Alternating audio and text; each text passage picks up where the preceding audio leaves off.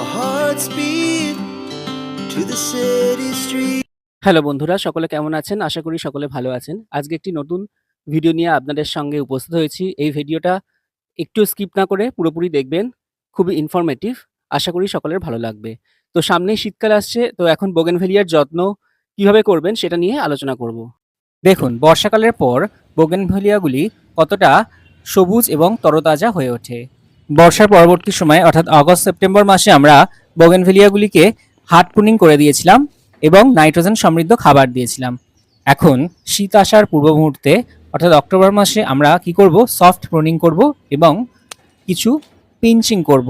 ফলে আরও বেশ কিছু শাখা প্রশাখা গজাবে এবং যত বেশি শাখা প্রশাখা গজাবে তত বেশি আমরা শীতকালে অর্থাৎ নভেম্বর, ডিসেম্বর, জানুয়ারি মাসে বেশি পরিমাণে ফুল পাবো।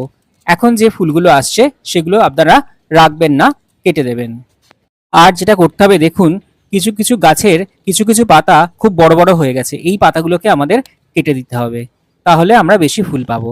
আর গাছের গোড়ায় যে সমস্ত আগাছা এবং ঘাস জন্মাবে সেগুলোকে তুলে ফেলে আমাদের একটা মিক্সড খাবার দিতে হবে।